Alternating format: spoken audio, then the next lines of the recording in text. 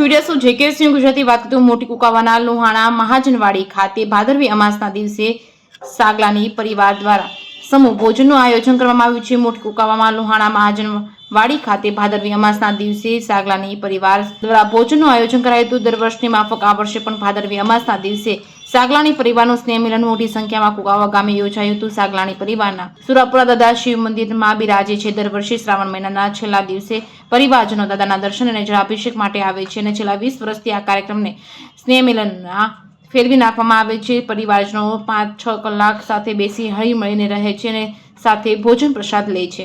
જેકેએસ news Gujarati સાથે રસિક વેગડા મોટી કુકાવા। સાહેબ ભાદરવી અમાસને નિમિત્તે તમારા સાગલાની પરિવાર સમૂહમાં ભોજન લીધું તો એ વિશે જરીક કહો ને સાહેબ।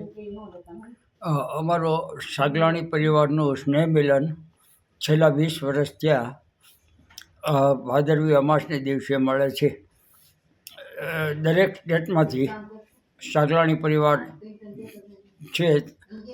અહીં શિવ મંદિર દેવળમાં સર્જન દાદા બિરાજે છે। તેમને દર ભાદરવી અમાસને દિવસે પાણી પાઈએ છીએ અને પછી આવેલા મહેમાનો બધા સમૂહમાં ભોજન લોહાણા મહાજનવાડીમાં લઈએ છીએ। બધા હળે મળે અને એકબીજા સાથે સ્નેહથી 4-5 કલાક વિતાવીએ છીએ।